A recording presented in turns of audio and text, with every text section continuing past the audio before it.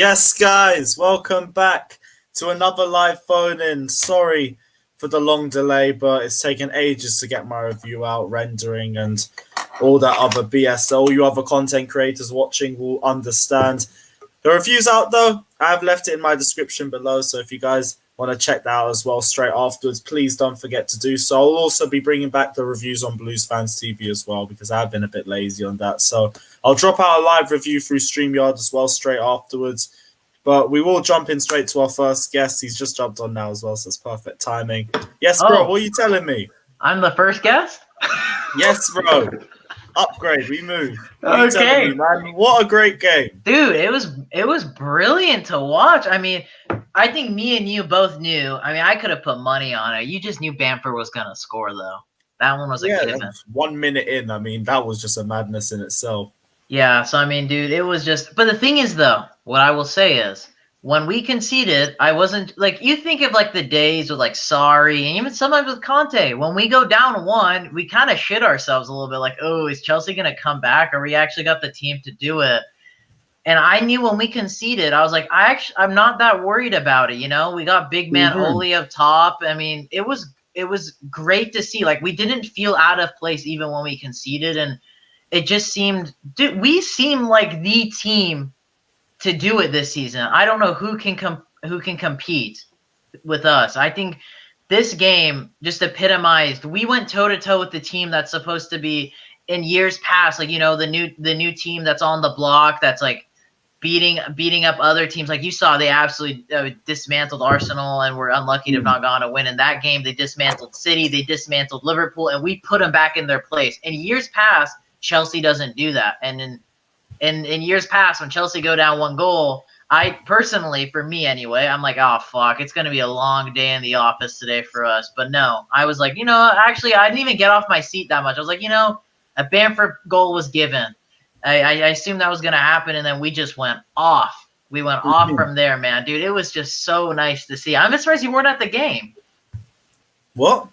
That you weren't at the game today. No, with the 2,000 fans and everything, it's a 1 in 25 chance of season ticket holders getting a ticket. Yeah, I was curious how that works anyway. So season ticket holders get the priority, but like, how does that even work? Is it just who's longevity?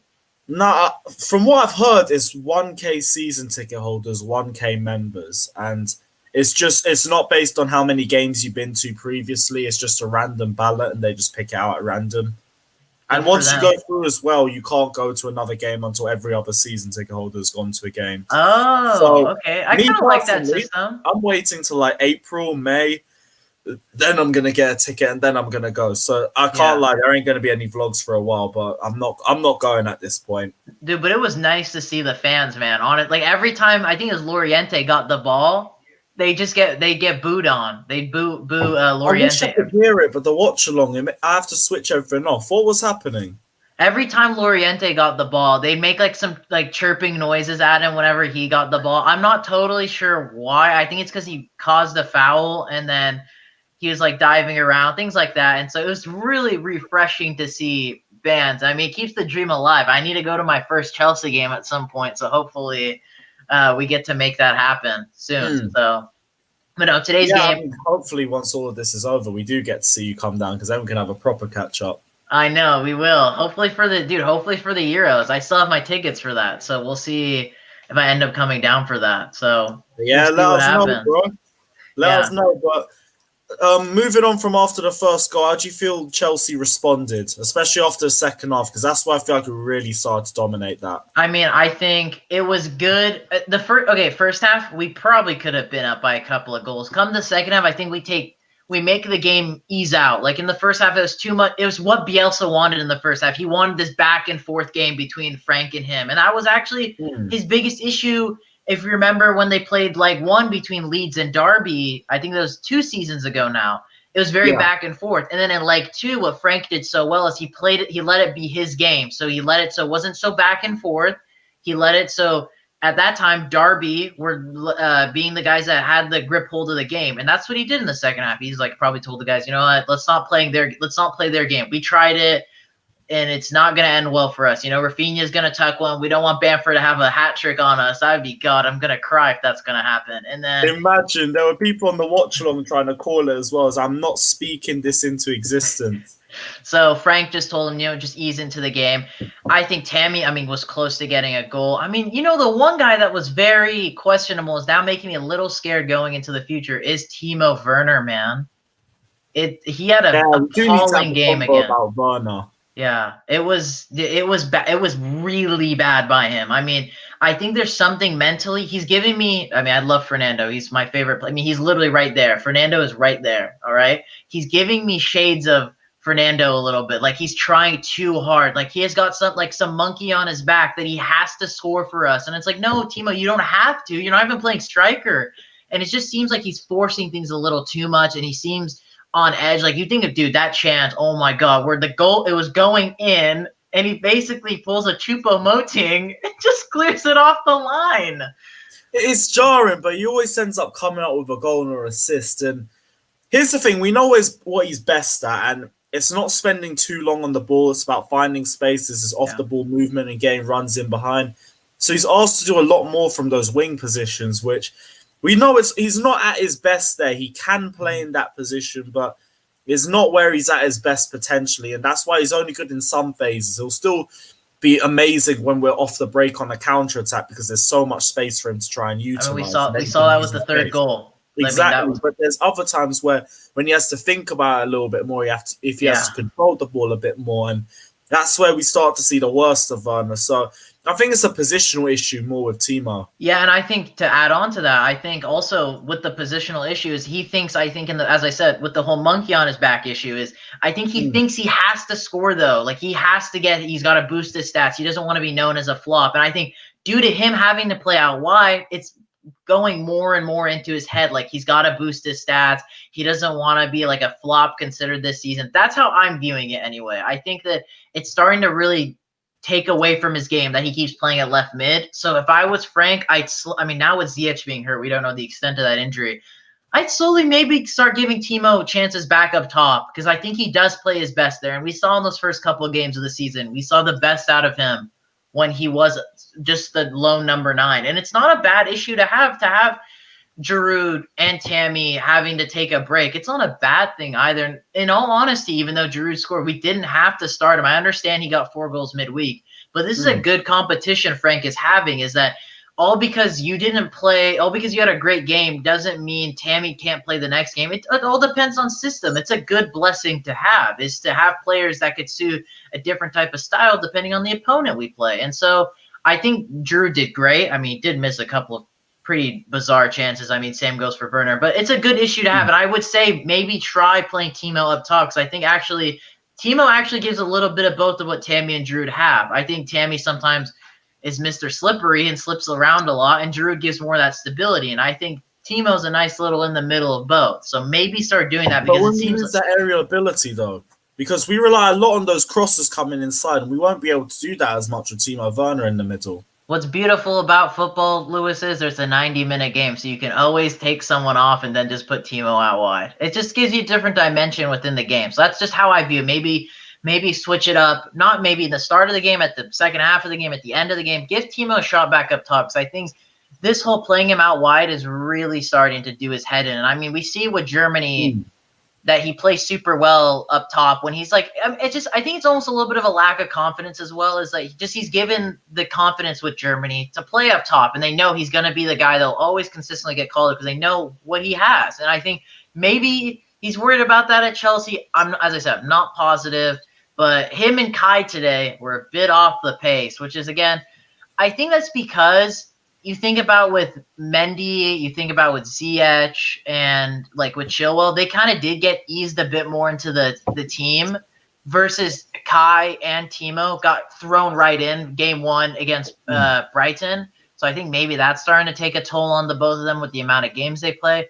But they both played well, and I'm getting super annoyed of seeing, Timo's going to be a flop. Do you see all these, like, on TikTok or on YouTube or on Twitter? They're all waiting for Werner to flop.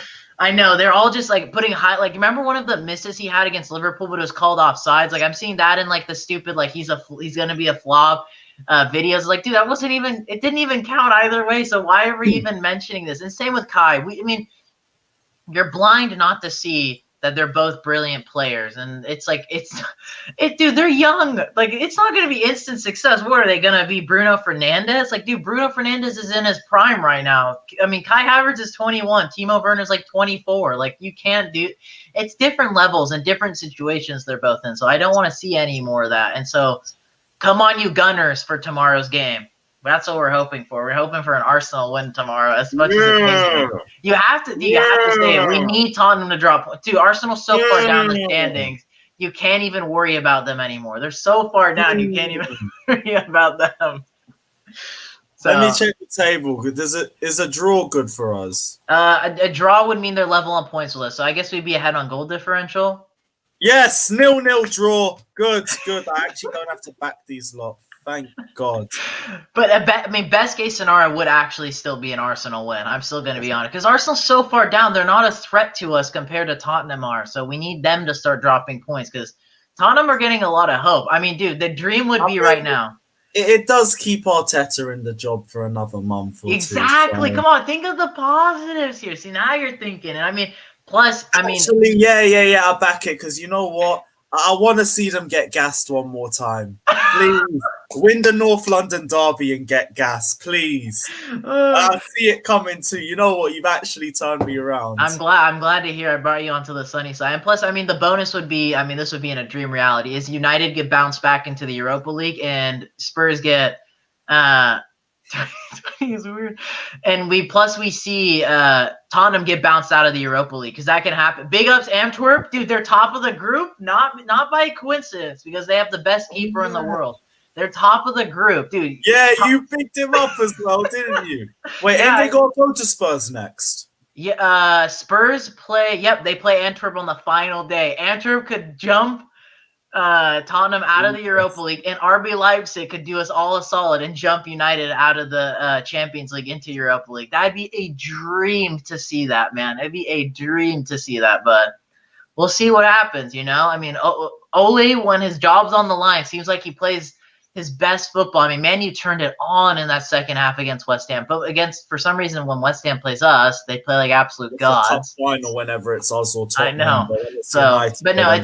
It's a brilliant day in the office. I'm not going to take up any more of your time or any of these upcoming amazing guests that are going to be coming on this. It's a beautiful day to be a Chelsea fan, and this is our season to win a couple of trophies. And I'm so happy, after a couple of years of turmoil a little bit, I'm so happy to see the Blues doing so well and being able to discuss that with you.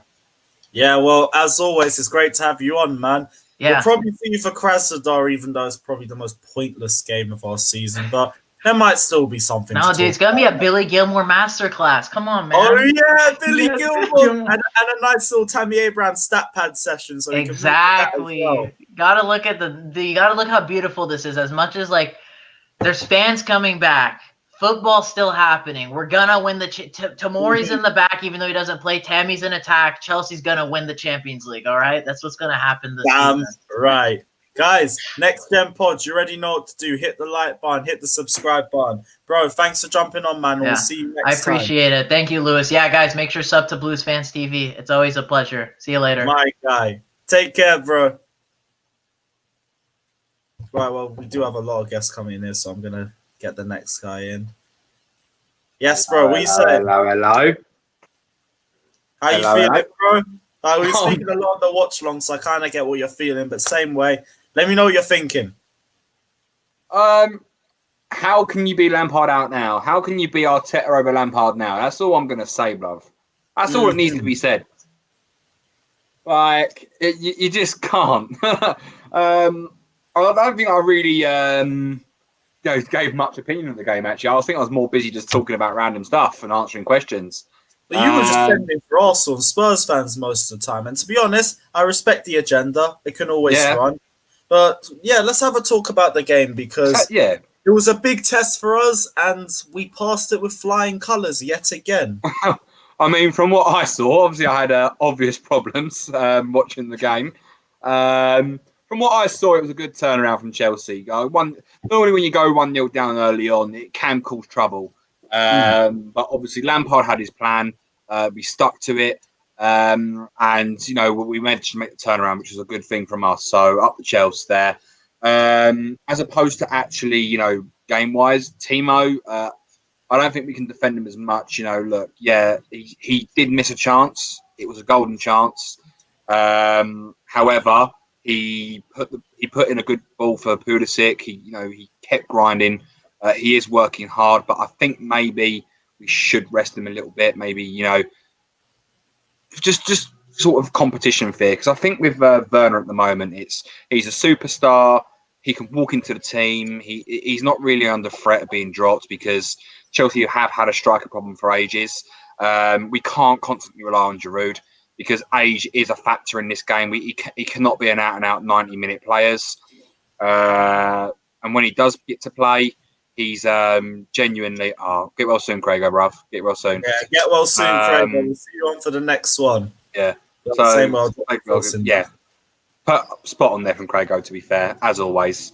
What was I saying? Yeah, so we can't rely on Giroud too much, but the problem is I'm losing confidence in Tammy as well because Tammy, you don't know what you're going to get with him. You don't know if you're going to get a donkey or if you're going to get like a decent player on that day. So I think work needs to be made with Werner. Work needs to be done with Havertz as well because you know, the price we paid for that 21-year-old, yeah, he's 21, fair enough. But he does need to be playing as his price tag. We paid a lot of money for him. We can't let that go to waste. So, yeah, in regards to doing so, we've got Krasnodar next. Just let the players rest. We don't need to play much. I mean, I'd like to, you know, maybe have like the unbeaten record. And that's all good. But just a chance to, you know, in the likes of, I don't know, Asp, let him run out. Let Gilmore, you know, get some first team experience again. Look at Tammy as well. Give Tammy Callum Hudson-Odoi as well. Just using this chance to let these players rest. You know, stick to training and preparing for our next game. I don't know who our next it's Wolves away. Everton. I think Everton then Wolves. Everton. Yeah, so that is a big game. We're going to Everton. So, you know, we need to make sure that we've got a high intense team. Don't take any risks against Krasnodar. Just play the B team. Even throw out Gilmore, let him get some first team experience again, back from his injury. Play Hudson-Odoi because I don't think Hudson-Odoi is going to feature on against Everton. And I think we always know that Goodson Park isn't a good place to go for us, especially now that fans are back as well. We do. No away fans, thank God. Those 2 away days in 3 days would have torched the pair of us. And you wait us. Honestly, I think I wanted to cry. I genuinely wanted to cry. But I think, yeah. It's bad, but facts, Craigo. Can't lie. Actually, yeah, Craigo's spitting facts. If only he could come on. Craigo, I can still send you the link if you want. He's ill, man. Let him rest up. If he's ill, but if he does change his mind, you know it's about.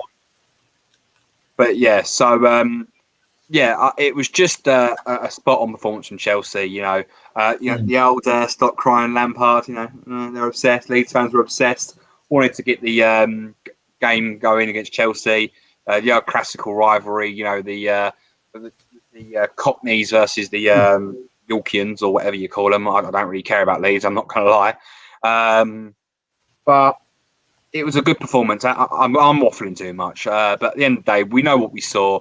Chelsea are playing immense right now, and I stick to what I'm saying. That we are actually a team that people are going to fear playing. You know, when we're on it. And playing the football we're playing now, no team will want to play us. Something I'm going to say, because I'm getting a bit of rebuttal against this, I want to talk about Reece James very quickly, because this boy it is nothing but impressive.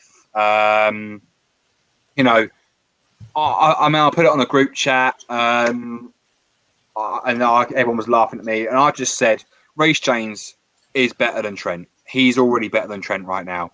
It takes a lot to knock out right now. Yeah, it takes a lot to knock off Trent as a right back, because Trent has been considered the best right back in the world. Kyle Walker has been moved to centre back for England to make space for Reece James. This just screams facts. This boy has come from a 19-year-old, a young Wigan player, on loan, just getting his finding his feet in League One. He's then been bought and moulded into this Chelsea team. He has had shaky games. He's had this. He's had this problem, that problem. Some bad games where he has come under rebuttal, but now, as of late, he comes under so much praise, and he earns it. He's a player that day in, day out is trying. When things aren't going Chelsea's way, you see him trying. You see him making those runs. You see him, putting those key balls in. You look at Trent. He's a attacking player. Obviously, everyone's like, yeah, but he's 19 years old and played a Champions League final. I guarantee you now, if Chelsea have played a Champions League final, Reece James gets in that team as well. And it's not just a Southgate agenda. It's not just anything. It genuinely is a fact that Chelsea have the better resources. Our youth turnover has been immense. We have one of the best youth teams in the planet. The youth systems are just immense, and Reece James has been a product of that youth academy. He's a complete right back. I can't keep repeating myself, but Reece James, the reason he is so much better than Trent now is because of what he can offer. He's an actual defending right back. When you're caught on a counter, you watch Reece James running back. Trent, he'll jog back because Trent wants to try and rekindle the recounter, and I think Trent will probably have to move into midfield because he can't compete with Reece James. For Liverpool, yeah, he can stay at right back because his position ain't under threat. But for England, it's different. If Trent wants to get in that England lineup and get ahead of Reece James, he needs to move into the midfield because there is nothing that he can do that can beat Reece James. Trent doesn't defend. Trent isn't a defender. He's a right back, yes, but he's a modern day right back that attacks, puts in balls. An actual right back, you look at like a Gary Neville. Gary Neville was absolutely known for being a defensive right back. But then when he was pushed forward, he was moulded into being someone that can, put in a dangerous ball and attack. Reece James is a Gary Neville type player, except he's playing for an actual good team as opposed for Manchester United. So I just wanted to get that off my chest because I can see this agenda starting soon. Reece James versus Trent Alexander-Arnold. It's just the case of a Chelsea product being better than a Liverpool product. Lampard better than Gerrard. Reece James better than Trent. So that just needs to be on my chest. Looking forward to seeing Chelsea. Huh? And Werner's better than Firmino. Anyone's better than Firmino. Sebastian Haller, who missed a sitter after sitter for West Ham, is better than Firmino. All you need to do is score one home goal and you're better than Firmino. Firmino is a fraud. The fact he's in that top 10. Run Leeds this season. Raw. We just keep breaking these records. Look at that. Look at that, bro. Just look at that. It's absolutely mad. And that's another thing. This is a Lampard mentality. He gets the team working hard.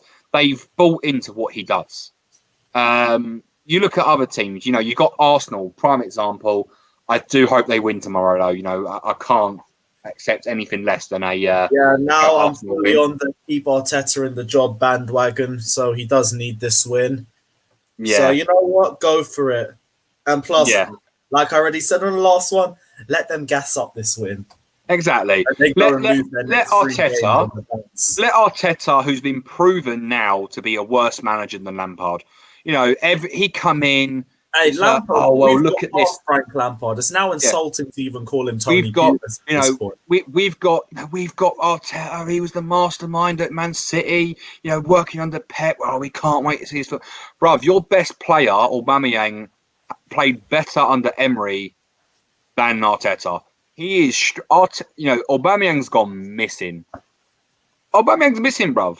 And took that 390k a week contract and dipped. Did a Mesut Ozil. He's now playing Fortnite with his bro.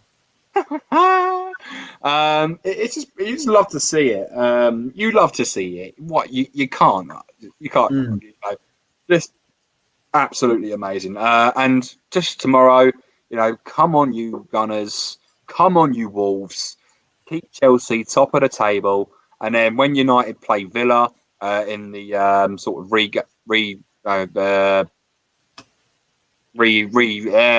can't speak English today. Oh my god, what is wrong with me? The replayed fixture. There we go. There The we postponed go. fixture. Fourth The time. postponed fixture. Hopefully, we can see Ross Ross Struggling Barkley again. masterclass. That's made me sick to say. So I was like, what the hell did you Ross- take in the 1 hour I disappeared? Ross Barkley masterclass. Jack Grealish masterclass, and rescheduled fixture. That's the one. Thank you, Luke. Going through there. But we Chelsea have proved themselves today. Leeds are not a bad team. They have struggled, but we've seen what they've done against big teams, and Chelsea are probably one of the bigger teams in the Premier League this season. You now got to put us in that title race. Fully in that title race. Yeah, we bought all these players and we started off slowly. Everyone thought we were a laughing stock, thought we were going to fall off the pace, but we've now caught up. We've really vamped into our style. We are playing very good football, and we are going to make sure that we carry on this pressure. That we actually do more than put on the pressure, because we're not Spurs. We don't take pride in putting on pressure. We are putting on a title race. And if it becomes a 2-horse race, we're not finishing third in that 2-horse race either. We are going to push to the end, and we are going to make sure that we finish this season very, very strong. Now, without sounding like a sport brat, the team that we have, the football that we're playing, we must deliver this season. We can't finish this season without a trophy, because, no offence, that will be a failed season. Definitely at this point, although that does put a lot of pressure on the FA Cup. But at the end of the day, it is a valuable cup. Lampard it is a knows valuable the prestige. cup, but same way, it's also we should be winning the trophy. Fuck it, I don't care. We should be winning the trophy. I don't care. Focus on the Premier League, because that's what we want to deliver. But if we can get a good run in the FA Cup, we got to go for it. FA Cup definitely take it a game at a time. But if we get near to the final, we should be taking it. Yeah, if we get to the when we get to the quarters, then start taking it seriously. When it's just the big teams left. But obviously, we also need to focus on the Champions League as well. Champions League and Premier League need to be the focus. We've got a decent squad depth, so we can make sort of rotation. We've got a good striker issue. Do we play Werner up front? Do we start Giroud? Do we trust Tammy? Can Pulisic deliver on the wings? When will Ziyech be back? Can Ziyech perform? We know he can. And just in even the midfield, does Mount need to play to be pressuring? Do we need Jorginho for deep line passes? Does Kante need a rest, and can someone fill him? Kante at box to box, DM, playing a good role. I am still holding that dub over you that I told you he should be a DM. Lampard is the one that proved me wrong. I stand by. I just said it needs to be done. Frank Lampard's played the 4-3-3 formation. Even the start of the season, the point still stood. This is a different system. Whatever Frank Lampard's changed up, this one works now, and it protects N'Golo Kante's deficiencies as well. He hasn't done anything. He's just brought in better players to play the system he wanted to play last season. He now has the thing to do that. How can you isolate Kante when when he's playing really, really bad? When you've got a defence that's shocking, how can you isolate Kante as a bad player? When you've got a Chelsea team that's conceding 52 goals in a season, that is tragic. You can't blame Kante for that. But now that we've got a decent defence, Kante's... No one was I'm about last season. I'm about you. Wait, no. Last season, N'Golo Kante was barely even playing for me to try and criticise him on anything. That's how I know that point is false. The only time I'll say it didn't work was Sarri's season, and it didn't work. That's why Sarri put him in as a centre midfield role. And if anything, like we send the watch along, If there's a reason why N'Golo Kante is now working, it's because he's a lot better going forward. And why is he a lot better going forward? It's because of the most attacking manager that we have had over the last 5 years. Put some respect on Maurizio Sarri's name as well as Frank Lampard's. I'm sorry, but Maurizio Sarri, I still think he misdelivered. He had a world-class player to rely on. N'Golo Kante scored more goals under as a manager than Maurizio Sarri? A clue. Nobody. Half the reason why N'Golo Kante, and I also said that N'Golo Kante could be taught to play in the lone DM role, and it would take a bit of time. And I still think he's on that way to doing it. But a big reason for that is because of what Maurizio Sarri has done. He's the one that's laid the groundwork for Frank Lampard to build on. Right. But what I'm saying is that Kante has always been able to play that DM role, but the problem is... The problem that he's had is that he's had either Rudiger and Christensen as a partnership that worked a little bit under Conte, didn't work under Sarri. He then was in the Lampard season where it was like sort of youth mix-up. And then obviously if someone got past him, it was looking at a team that had Marcus Alonso or Emerson, Dave, who was getting overlapped on the wings, and a tragic defence partnership that let in 52 goals. And if they got past the defence, then they were left with a goal. But N'Golo Kante was barely playing last season. But that's because he was going back. Like, at the end of the day, we can debate about this all night. So why don't we just do this? Let's agree to disagree for now. We can maybe look at investigating this further. And, I stand by everything I said previously. I'm not backing down from my point either. Let's see what everyone else thinks. Has Kante always been a DM? Yeah. You think not? Let's see what everyone else thinks. I'm just going off facts, innit? The only club that's played him regularly as a lone DM actually isn't even a club, it's France. And that's only because you can't sit Pogba further back. I would rather have Kante in that lone as a lone DM. That brings my point, which when you have the resources to play it, which Kante has needed, Lampard has done well. He's always wanted to do a certain formation. And now that he's got the quality and the resources to play that formation, that means Kante can go into his natural position, which has always been DM. When you haven't got the resources, you have to adapt and push him somewhere else. I think it's more the system because we protect N'Golo Kante a lot in this role. And we focus, and the system focuses a lot more on his strengths and his deficiencies. Like, for example, the way he receives the ball, where he receives the ball, his options. He has about 7-8 options now compared to about 2 or 3 when we originally played in a 4-3-3, or even worse when it was a 4-2-3-1 because that didn't work. And also another player who is a huge reason why, because we don't need to rely on his passes going forward, Thiago Silva. His distribution from the back is ridiculous. That's also a huge reason for why this formation works, because you can have Thiago Silva and Kurt Zouma for long passes as well, do that role as well. We could go on discussion for ages, I can't lie, but we've been doing this for about 20 minutes. I've got bare other guests I need to get through. So, let's get everyone else on. Thanks for jumping on. As usual, we'll probably see you on for the next phone, and if not, maybe even the next watch long, because I kind of enjoy doing that anyway. But Ben, thanks for jumping on, bro. I'm going to go through to the next guest now. Yeah, go on. See you later, bro. Peace. Take care, bro. Oh, straight on it. Yeah, let's go. What are you telling me, man? How's it going? I'm good. I am good. 13 games unbeaten. What are you telling me? I mean, I'm telling you, I'm a genius because I got my predictions exactly right. You know, we were here, I think it was against the Sevilla game. I said we were going to win 3-1, and that's how we won. It started off a bit shaky with the first half. I don't know what happened, but it just seemed like not that Zouma just couldn't get there for the first goal that Bamford scored, but it was more of like, dude, the pass was just so clean. Like I just had to applaud it. Like it was like, this is ridiculous. Like it was pinpoint perfect accuracy, and so he was able to slide it past. I'm actually glad that Mendy didn't, go for it, if that makes sense, because he could have injured himself. He could have injured himself, which wouldn't have helped us at all. And second of all, if he had gotten a yellow or maybe a red, we would have missed him for the next game. So, it was just more of safety-wise. I'm glad that he didn't, fully go for the ball. But, we ended up conceding 1-0. And I liked how we came back from that. We ended up controlling the possession more, and it ended up that we were able to pass it around a little bit more and a little bit more accurately, to be honest.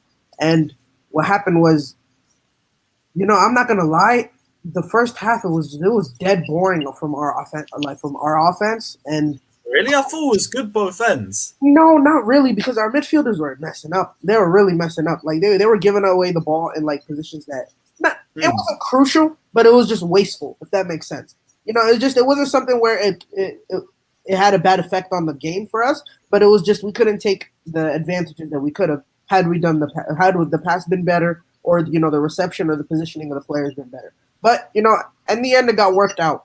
You know, as the game went along, Hakim Ziyech went down. You know, heart dropped. But I liked how Pulisic came onto the right, and then he switched because it let him get his feet warmed up, and then he went to the place where he really wanted to be. So I liked how, and we were still efficient when he was on the right as well. So it was pretty good to see that if we wanted to, we could have interchangeable. We could have interchangeable wingers. Well, that sometimes gets it a little confusing, but you know, it's still another point of attack that you will have on the opponent, and you know, it gives you another aspect of being unpredictable. So you know, it's nice to have as a team. And we had chances in the first half. Timo Werner, I'm not gonna lie, it was disappointing, but you're like, you know, I guess it was just like our move on because we had so many opportunities. Even when that opportunity happened, you were just like, oh, okay, it's just another miss. You know, we'll just go back onto it. And we ended up coming back, and we ended up getting a beautiful cross in, and Olivier Giroud doing what he does, gets on the end of it, and that really kicked us into high gear. That really, it's not like we needed hope because we were pretty confident throughout the entire game, but it was just more of, okay, now we're there. You know, now let's step it up a little bit more. And you know, and then that's when Leeds started. Bro, they crumbled. They literally crumbled. Like their goalkeeper and their what was his name? I think it was Dallas. He saved them a couple times with just like some last ditch efforts or some last ditch tackles that was pretty good. And for the second goal, I mean, Kurt Zouma is he's a beast. It's just, I don't think Aubameyang's goal tally this season, and he didn't need to stat pad penalties to do it. It's beautiful. To be perfectly honest, it's one of those where we're finally realizing, okay, now we see what Kurt Zouma really is. Because I'm not going to be honest, there's a lot of big body defenders that end up being the number one on their team. You know, like Virgil van Dijk, Koulibaly. You know, just there's a bunch of them that are just the big bodies that decide to be the commanding one. But with Kurt Zouma, it's more of like he's just that last-ditch assurance, but he needs somebody to tell him where to go, if that makes sense.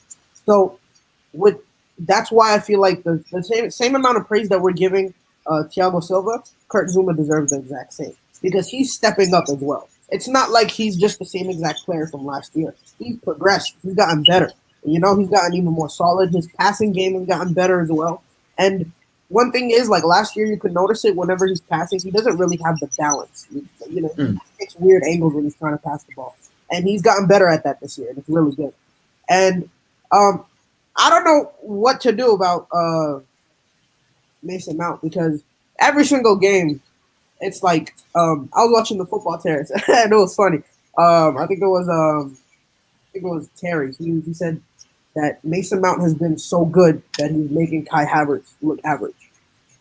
So it's like when you think of it in the price, it's mad how far we've gone since the start of the season. So when you think of it like the price tag, you're like, okay, $94 million, and you expect him to be doing what Mason Mount has been doing, right? And you expect Mason Mount to be the not bad, but just average, just average. Just he's doing what he does. But what's happening is Mason Mount has been elevating his game because, to be honest, I feel like he's getting a little bit not favored, but he's being helped that he's playing on the side with Ben Chilwell, who's always looking for the overlap compared to Ziyech. He doesn't really try and overlap. He tries to just like cut back and then swing it, and that kind of takes up Havertz's position. So, like people do need to understand that Ziyech takes up a lot of room on the right hand side, and Kai Havertz, who's a player that's really big at 6'2", he's going to need a bit more room to operate. And so, but one thing that he can do is if he starts popping 1, 2, or 3 long shots a game, I'm telling you, that is the only part of our game that we're missing. If we just have one player that just takes 3 long shots a game, that's going to change it completely. Because that's when we're going to start to see, when Arsenal, not when they were good, but like, when they had Ozil in his prime, where he takes those long shots. And so by the time that he's about to take his 4th, a winger can just slip in behind the defense because they're already coming forward to try and block the shot. And so that's how he got a lot of his assists. So if Kai Havertz can do that, he's going to be able to get a lot of assists, as well as being able to just kick it out back to the wing and letting Reece James or Hakim Ziyech cross it. So it's just opportunities and different angles that we're going to be able to have. And Reece James has been one of the just when you look at a wing, not a wing back, but when you look at a fullback, and he's kind of like a Dama Traore in the sense that he's big, not the muscle wise, but like he's just like big and built. And he like when you talk about fullbacks, I want my fullbacks to have a good center of gravity. They don't fall down too easily, because if they fall down too easily, then it's gonna be way easier for trickier wingbacks or trickier wingers to just get right around them. So it's good that you see that like he uses his balance and uses his strength to just focus on the ball. And because a lot of skillful players don't really move the ball, it's just they move their feet and that confuses the defender. So he just focuses on the ball and allows him to just get in front of the wingers. And so he's been playing really well. And so I feel like we need to commend him. And if once Thiago Silva leaves, we don't really have a set captain, but why not? He's been in from the academy, he's been there from the beginning, so it'll be good to see. I do want one of the academy players to get the captain back. I don't know if it's gonna be, dude. Knowing Frank, it's gonna end up being Mason Mount, but hopefully it is someone in the defense. Maybe even Mendy. If he's proved that he can do what he does for a long time. All right. Well, any final thoughts, bro? Yeah, I'm excited for the next week's game. I don't care about Krasnodar. I think it's going to be one of those where he just throws in whoever he wants to. And I think we'll get a good result. It's just the way the team's been playing. And if you look on Instagram or social media and you see the training that they do and the drills that they do, you can see that like they do it in game, if that makes sense. Like it's like it's something that you see them do on the training pitch and then they do it in game. So since everyone, as we saw against Sevilla with the B team, I feel like even the C team is going to be able to get some productivity in the system. So we can do whatever we want against Krasnodar. But I'm excited for the Everton game because it's just another one of Leeds. I'm not going to lie. Leeds, right? They were the first team after our little unbeaten run that we really played an attacking team. We thought it was going to be Tottenham, but, they decided to sit back. And so Leeds was the first team that actually tried to attack us, right? And they really did. The first 5 minutes is a goal. So they really tried to attack us, but our defense was still solid.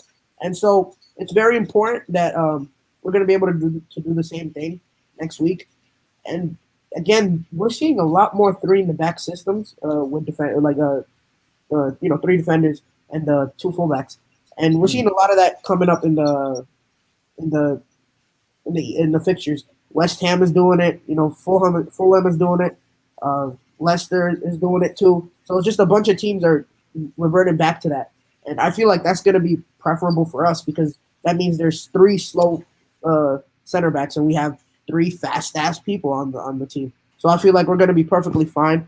But I'm kind of scared to see how Kante is going to do against Alan and Decore. 2 big body, 2 strong center midfielders. So I feel like this is actually going to be the test.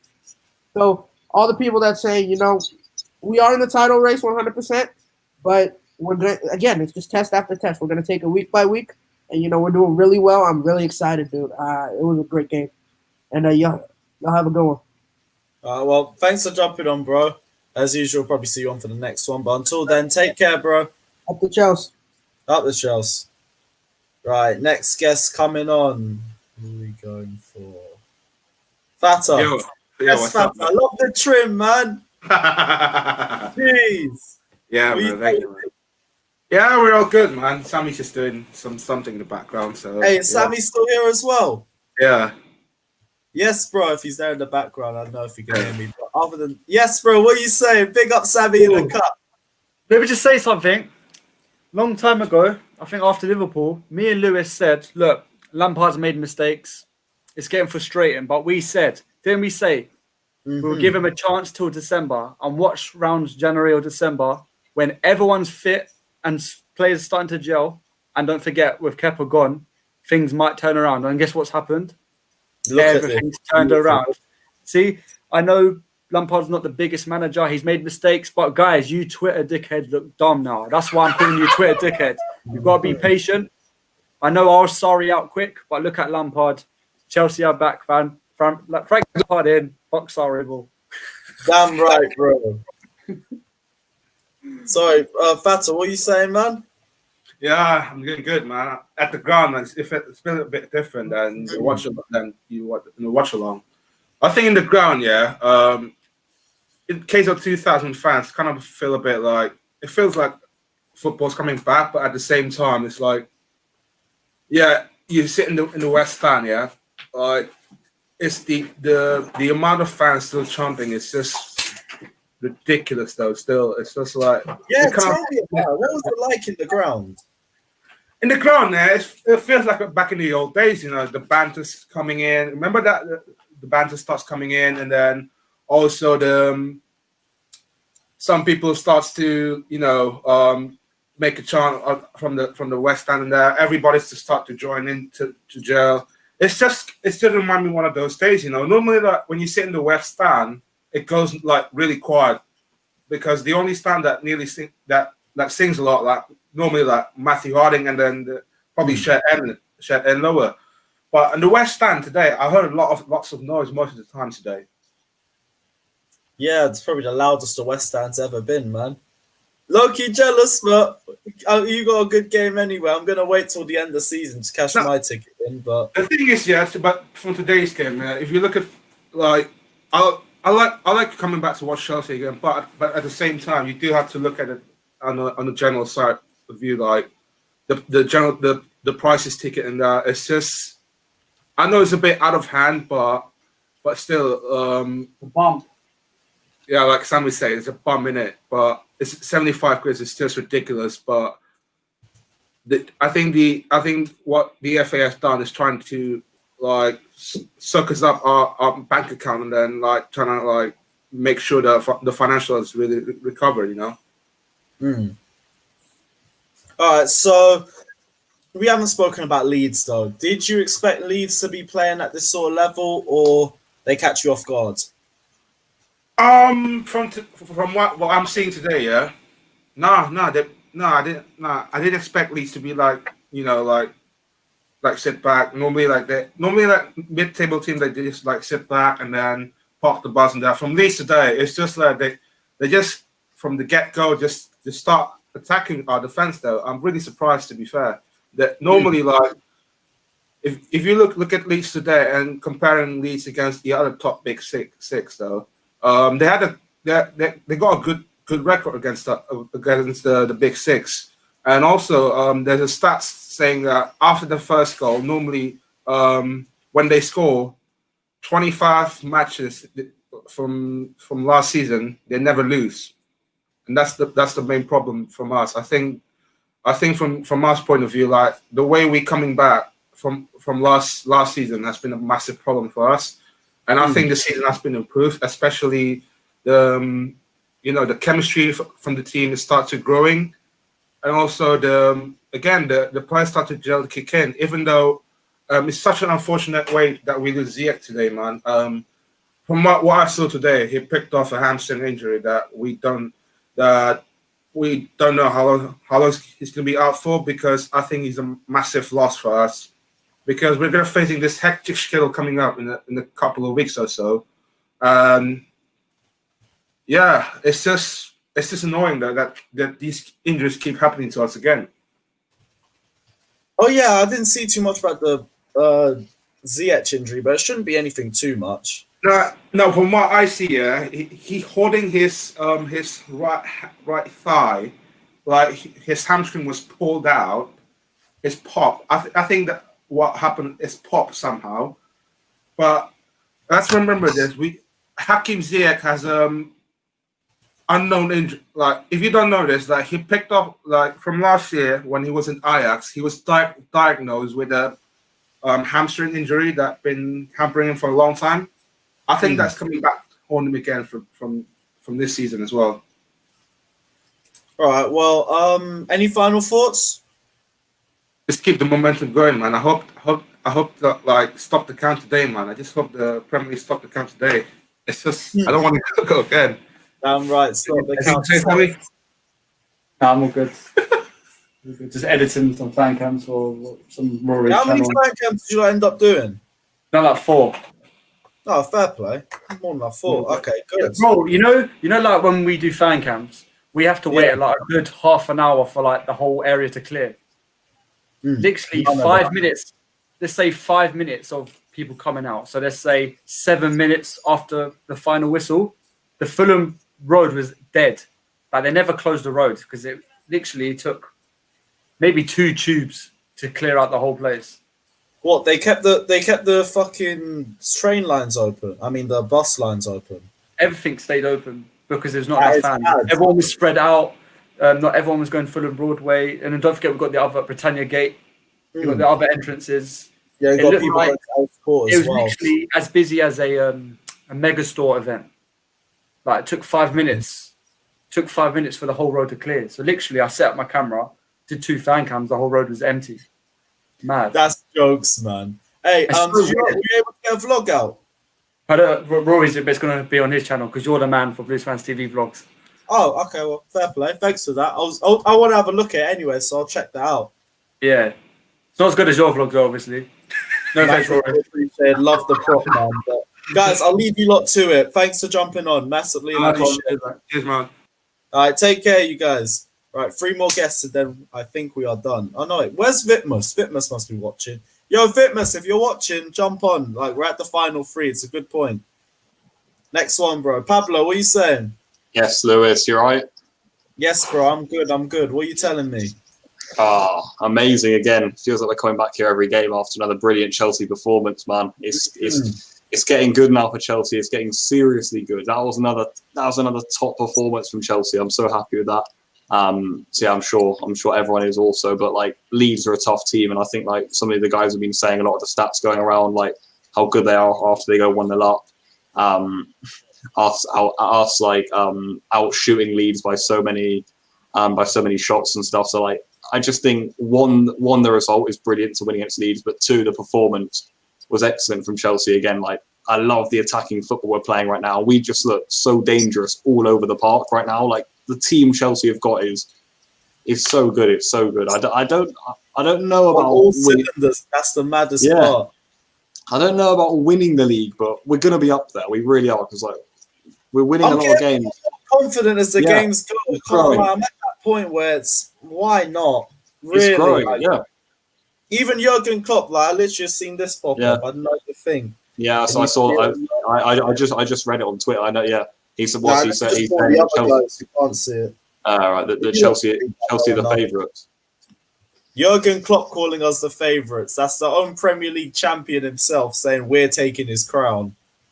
And you tell me I can't be confident. Yeah, exactly. Like I always try and rein it in, but it is hard not to be confident right now. I'm feeling confident going into matches. Even this sort of game that I think a lot of people maybe saw as like a bit of a banana skin, and especially after going 1-0 down, I was like, oh, God, fucking hell. But you know, after Giroud got that equaliser, we played some really good football like throughout the game, man. Honestly, really good football constantly from Chelsea, and like I just think in general the football Frank Lampard plays, even when we don't get good results, it's been positive. I think like maybe we've seen other managers go and you look at like Arteta at Arsenal, it's very like negative football, the football that he's trying to play. But at Lampard at Chelsea, I think the football we're playing is like is top stuff. And when we've got the players that we've got now, it's really coming off and we're in good form. So yeah, another really good day at the office for Chelsea. Yeah. Who's your man of the match for today? I haven't really asked anyone about it, but there's a couple options. I'm going to go Mason Mount. I've seen Mount a lot on Twitter and on the Chelsea Twitter poll, but I'm going to agree with Mount. I thought he was everywhere again. I thought the pressing today was superb from Chelsea against Leeds, which is exactly what you need. We limited them massively in the second half, especially. And I thought Mount was at the heart of that, creating chances, winning the ball back, breaking lines, doing what Mount does best in that number 8 role. So yeah, I'll give it to Mason Mount. Yeah, Mason Mount. Someone literally said in the last video, he's doing so well, he's making Kai Havertz look like he's out of form. Look at the levels that this guy's showing. Yeah, that's true. That's true. He's going to be on next. Don't worry. We're getting Vitmus on soon. Go on. Oh, wait, was that me who said the last thing? Sorry. Yeah. Yeah, sorry. I was speaking about Mason Mount and how good he's been over the last 2 weeks. Does Kai Havertz make your starting 11 now? Or is it a case where he's got to take a bit of time out of the squad?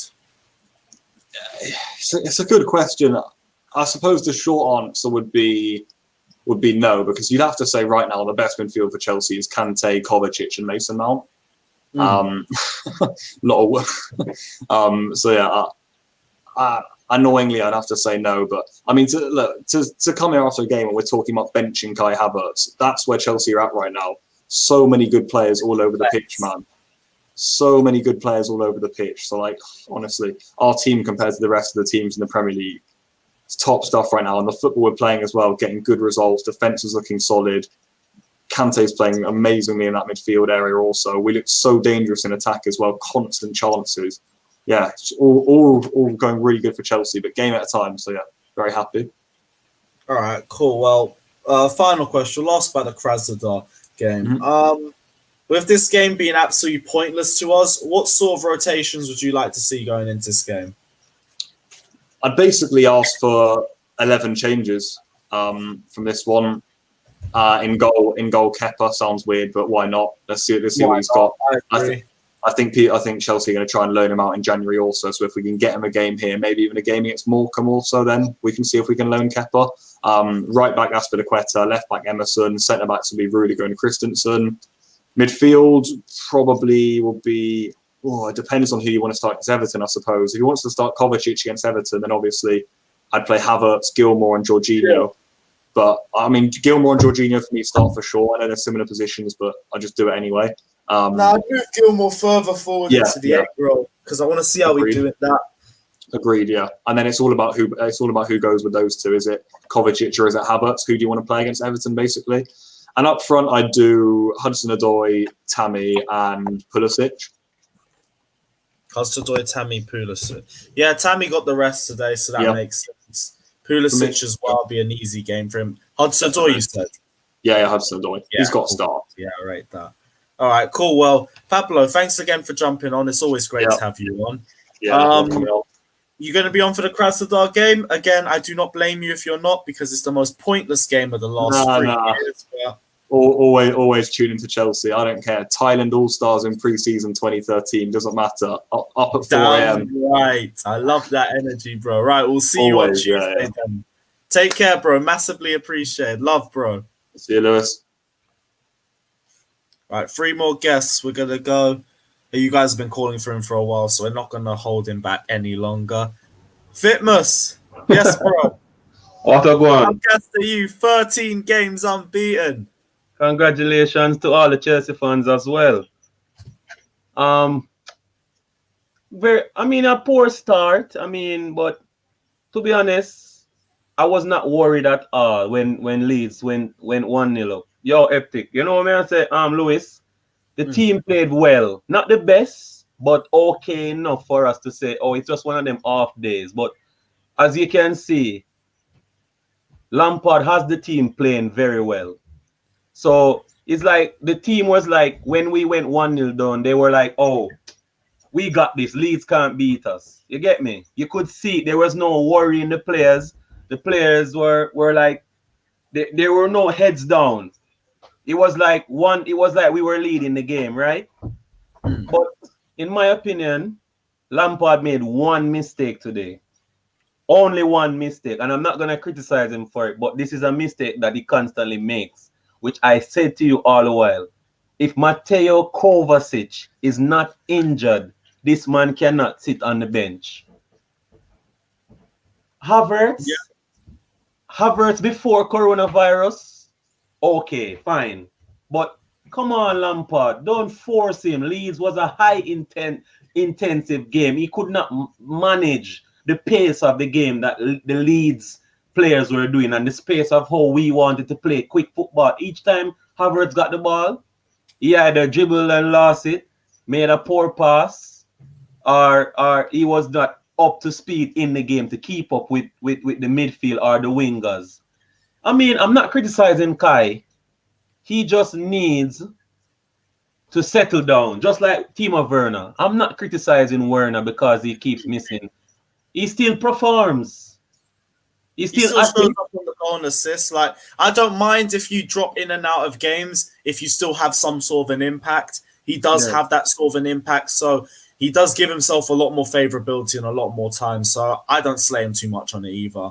Honestly, you can't slay him, bro, because this man's work rate is still high.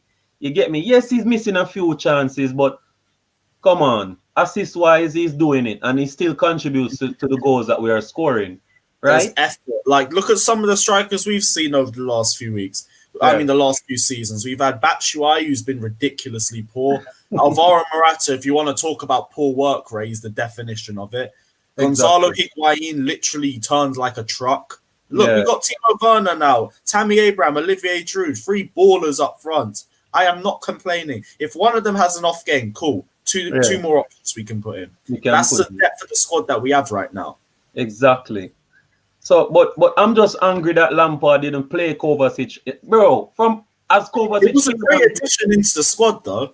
Eh? That's a great second half substitute, though. Yeah, no, because Lampard saw that he went wrong with Havertz. He wants to play Havertz, and for me, I would love to see Havertz, Kovacic, and Kante in the midfield 3. But Mason Mount is playing too good for us to bench him, because I was like, hey, Mount can sit on the bench, and Mount is a type of player or a guy that if Lampard puts him on the bench, he's not gonna be one of the type of players to say, oh, Lampard bench me and get angry, and oh, he's cool, he's a cool kid. You get what I'm saying? But he's playing too good. There's no way we can bench Mason Mount. No, he has to be injured. Apart from that, Mount has to play every game. And the man of the match for me, though, it's between Mount and Reece James. Those two had 10 ridiculous. Every game he's performing to this standard as well. Exactly. Like, I've said on the previous videos as well, this is no longer hype. He is the best right back in England. Bro. This isn't hype anymore. This is just straight up fact. Trent's crown has slipped. Reece James has put it on. It fits perfectly. Bro, the only thing Trent has is his delivery. He can't defend like Reece James. I prefer even at delivery. Reece James can also hold himself up in high regard too. Yeah. But in not because I'm a Chelsea fan, but trust me, I would rather a right back that can defend and still put decent crosses in the box than a one that can just put decent crosses in and maybe score a free kick. No, I prefer to have a right back like Reece James. Definitely. Bro, it's hard for me. I don't know. It's between Mason Mount and Reece James, because I think Reece James had an excellent game. He was hard to beat in every area of the field. He won I don't see him lose a ball, bro. I don't see him lose a tackle. The man. And then you know what the best part is? We lost Hakim Ziyech and we lost a lot of movement and especially off the ball when Hakim Ziyech came off. But defensively, we were still solid. And we knew he'd struggle a little bit without Hakim Ziyech, because half the reason why he's been so dominant is because the space that Hakim Ziyech creates for him. He still found a way to make things work. He still had plenty of chances both inside and defensively as well. Defensively. Yes, you're right. I hope that his injury doesn't last more than maybe 2 weeks, because hamstring injuries can be quite a pain. I mean, he didn't get say anything about it so far. I'm just checking to see if anyone said anything about it, but I haven't heard any updates yet. He didn't get it while trying to run for a ball. It's like he felt it and decided he's gonna stop, because he got injured right after he gave Reece James the pass that gave us the goal from Giroud, and he just went down after. So hopefully it's just maybe a week or two, because it's gonna be. I don't want us to lose Ziyech at this point in the season where we're getting everyone back from injury, and Pulisic came on, had a decent game too. I mean, he's been a bit greedy, but after scoring today, I hope that his nerves is calm now and he can relax and say he's back. You know, he's got a goal and he's getting himself back into the team. No, he has to play too. So, but what you think? What you think about him being a starter now that Ziyech is out? Wait, who's a starter now? No, Pulisic being back in the starting team. I still have the same idea that I don't think he should start more than 2 games in a week, especially not right now. Yeah. I thought against Leeds, his dribbling was good. I thought his close control was good. I thought he struggled a little bit to try and break Leeds' back line because they sat deep very strongly, especially in the second half. But as they tried to chase the second goal, a lot more space opened. He started to thrive a bit more, and he got rewarded for the 3rd goal. Yeah, I agree with that too. So I definitely, I don't know why. I mean, I'm not a big Hudson-Odoi fan, meaning I like the kid, but at the moment, I'm kind of pissed off with him for the way how he handled us when he was forcing himself to leave because he wanted to play. That's what I don't hate him because he should be in the team. He's playing very well too in the Champions League. So I don't know why Lampard didn't have him on the bench today as an emergency sub too, because I think he'll be good in the team right now. I just don't think there was any space. Like, our team is stacked. There literally isn't space, I think. Yeah, that's because true. He said that's the same issue he had for the last game. He said he didn't want to drop him out the squad for Spurs, but there just wasn't any room for him. That's true too. Because when I look at the bench, the bench was super, man. There's one player for every sort of position or every sort of situation that we could be in a game, which it's annoying for Hudson-Odoi, but same way, like it just is what it is. Like, he isn't going to take Pulisic out the squad. That's pay for Pulisic as well, so that just justifies his position anyway. So it's a shame, but Hudson-Odoi had to take the knock on that. If anything, I like Hudson-Odoi. Same way, I do think alone is what is best for him, especially in the long term. He needs a year of playing regularly and feeling like one of the best players in the squad. Yeah. That sort of mentality change is what will take him to the next level. And he isn't getting that with us right now because he's just barely playing right now. One thing he needs is regular game time. Same energy for Fikayo Tomori. I love Tomori, and I'm glad he wanted to stay here instead of going to West Ham. He needed to take that loan deal. It would have been better. Why didn't he go? Tomori should have definitely went on loan, man. He said no at the last minute. Like, I love Tomori, but it was a dumb move. Of course, it was a dumb move. He's had now is just a result of it.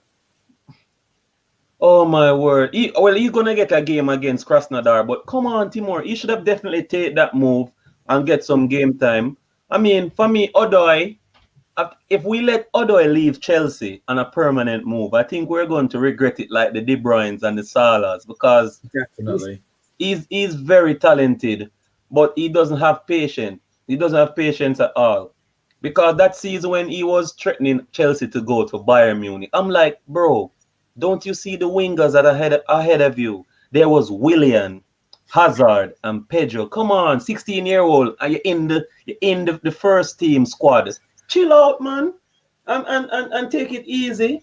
You get me? That's the only thing I problem I had with him, and I was pissed off at him because I was like, bro, you're a juvenile. You're in the first team. Take it easy. You can be up for selection. You were getting games, so why are you making it look bad? You get me? Mm-hmm. And I saw your tweet on Twitter about Kante. I said I was waiting for the pressing side, and look at me. I will hold the L with pride. I'm happy with it. First off, I did think he got dragged out of position many times, but he was also trying to defend for Kai Havertz, who didn't really have the best of performances. Second half, though, what a performance, man. The close control, the being able to find the pass in tight space and beat the press as well. And the ball progression, it was excellent, man. All I wanted to see is how we would work against the pressing side, because I'll still say we didn't play a pressing side throughout this formation switch. We hadn't played one that would actually give us a test and a strong match. And it was a big test. I thought there was areas where we struggled, but we passed the test. So I'm a lot more confident in Kante in the lone DM position. Now I say we still need a DM for depth, but we don't need it as much as I originally thought we needed it. So we don't need an 80 million. I'm not going to complain. Yeah, we don't need an $80 million backup right now. No. That was the Declan Rice, for 80 million. Now we don't need it. If Marina can drive it down a little bit, I might be a bit more happy. If not, go for a Zakaria or Samari or any other DM option you can go for. But now it's more of a depth signing for us, or someone to give Kante a bit of competition. But I don't see as someone who outright just pushed Kante back into centre mid. The one thing I will say, I do think he could have been taught into that role anyway. I just thought it would have taken a lot longer than it originally has done. But this new formation and the new system Frank Lampard's done has made it so much easier for him to adapt to it. So I can't complain. I'm happy. I'm happy to take this L because it means we're moving forward. So I'm happy.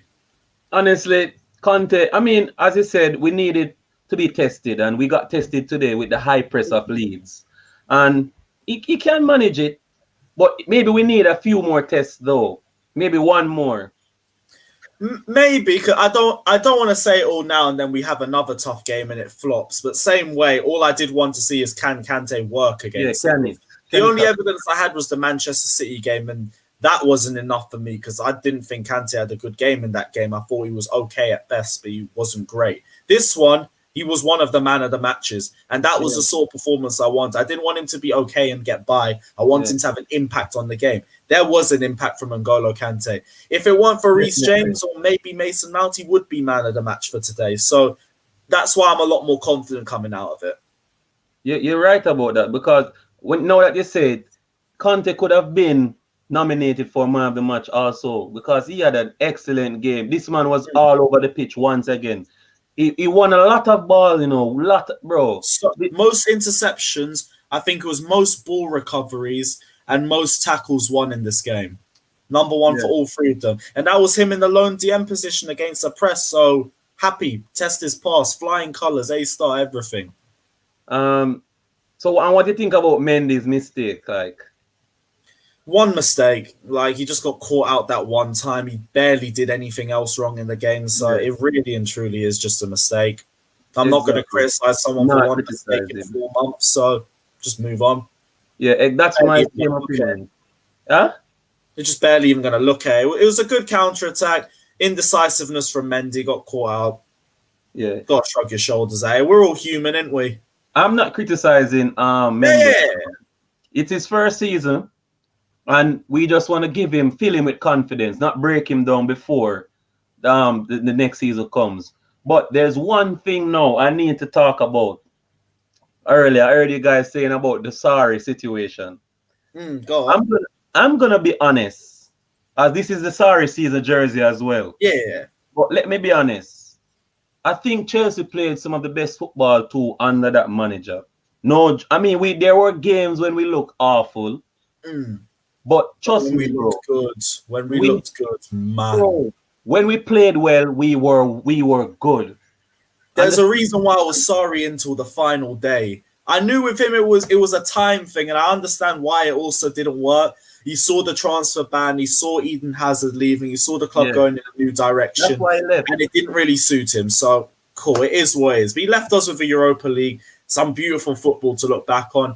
I'm not going to hate him with the same energy that some Chelsea fans hate him for no reason. Yeah, definitely. Because if we really look back, apart from Lampard in this season, this season that Lampard has now, if we look back at some of the football that Chelsea have played for the last maybe 6 or 7 years, the football that we played under Sarri was the best. Even though we won the league with Antonio Kante and Jose Mourinho in 2014, the football we played wasn't that excellent. It was a more work rate football game we played with everyone behind the ball, even Hazard, and then we catch teams on the counter. That's how we won the league with Kante and Mourinho.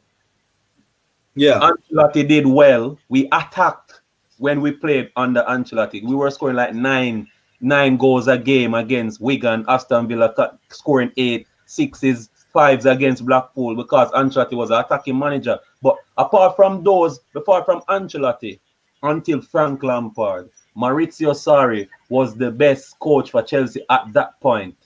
And I mean, a lot of Chelsea fans criticized Sarri because of the football, but it took time. It was his first season also.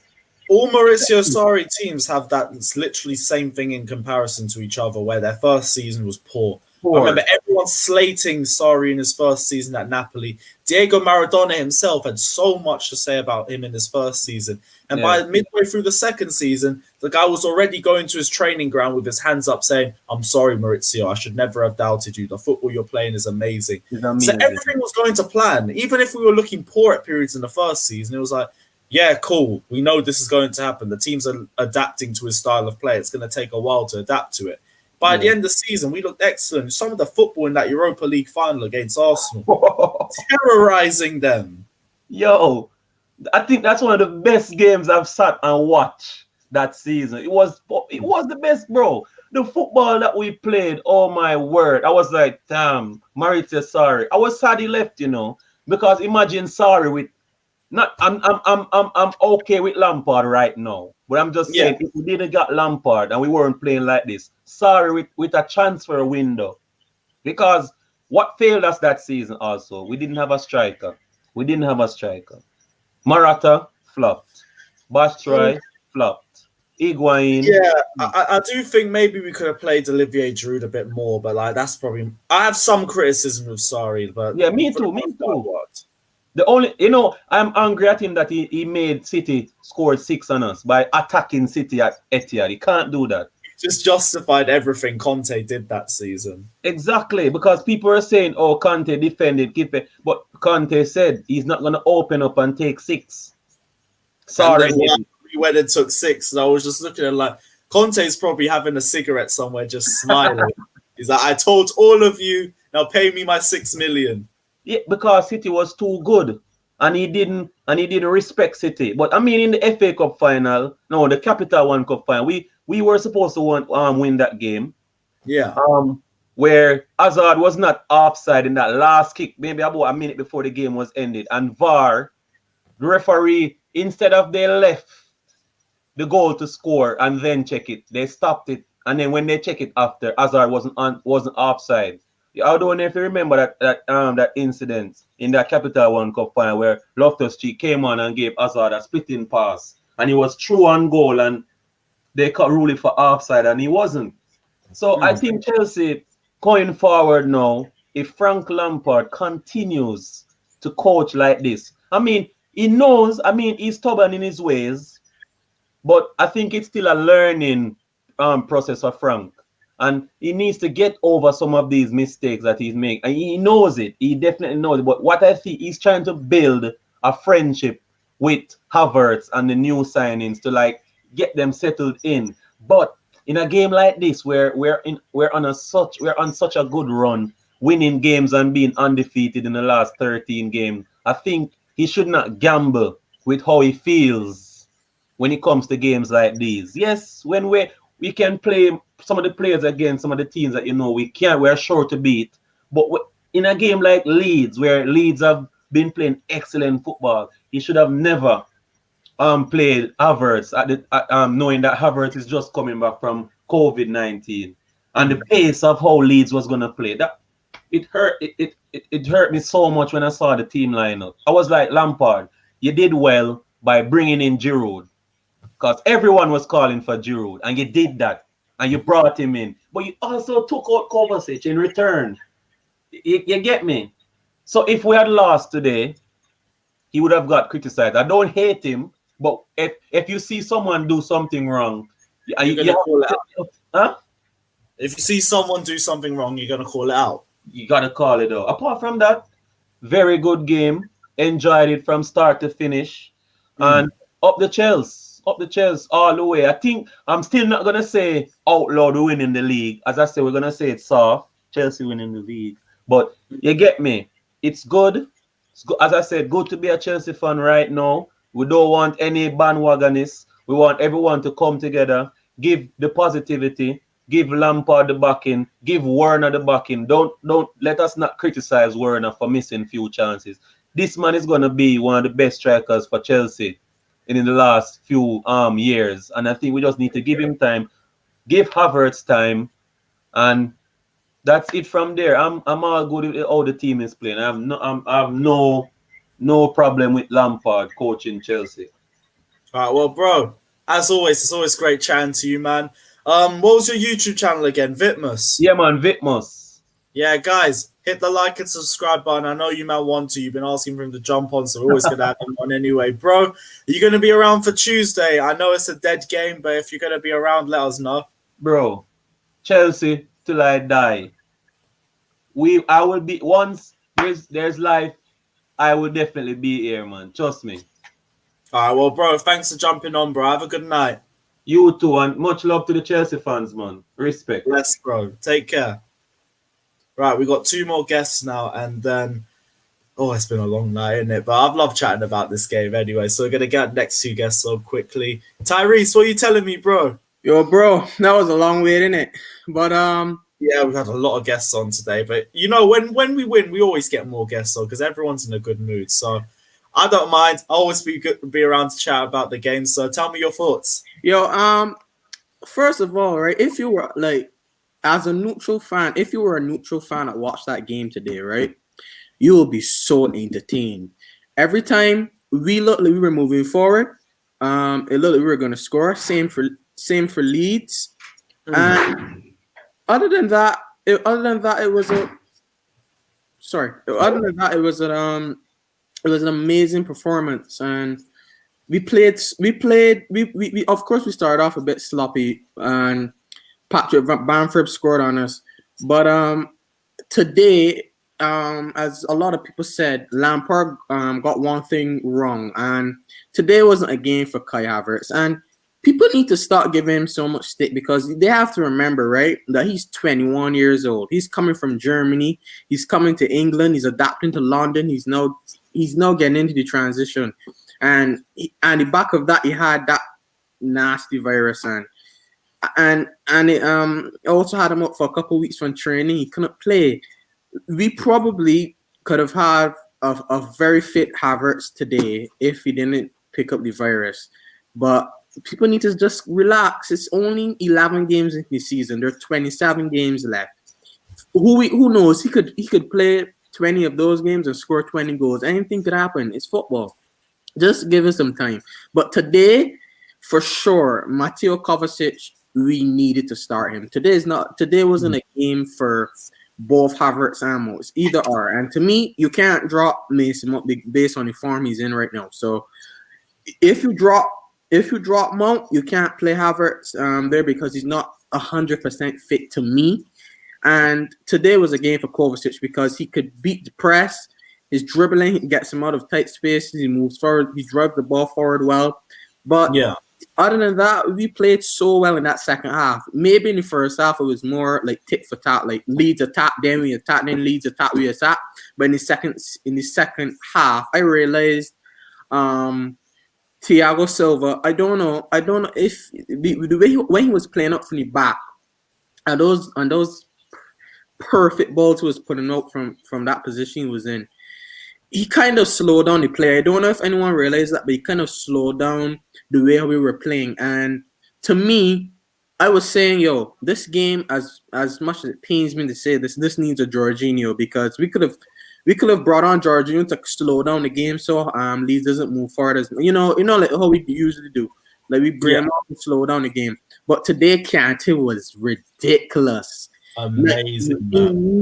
Like to me, like in the first 5-6 minutes, I was like, yo, this guy's playing really poor, But he got into the game, and when he got into the game, he was like, it took him. That's the thing. That's why I put Kante on a different level to everyone. He is world class, man. And that we're so lucky to have him. That's the difference between a world-class player and a standard player. They are affected early, and when they're affected early, they say, okay, why am I playing like this? How am I going to get better? How am I going to transition into this game? And that's what he did. He improved. He was winning the ball, and he covered for Havertz a lot today. And today, I have to be honest, Kai Havertz was awful. Like, I won't say awful, but he wasn't at his best. And to be honest, today wasn't a game for him. It had to be Mateo Kovacic. If we had Kovacic on that field, they probably wouldn't have scored to me. But today was a proper example of why we have a beautiful football team, Lewis. We have to be honest. Giroud, I don't even know. Like we're the only team in Europe that has like players that are competing. Because will we ever see Werner at point striking this season? I don't know, because the way how Giroud is playing right now, we both know he's old, so we can't play him for 30 plus games. We're probably gonna have to manage him differently. Lampard is gonna have to manage him differently. But Werner, today a lot of fans were getting on him, but it's the same for Werner, because look at it. He's he misses a lot of chances and he scores a lot as well. His conversion rate over the years has been really poor. I don't know if anyone ever realized Leipzig, his conversion rate wasn't the best.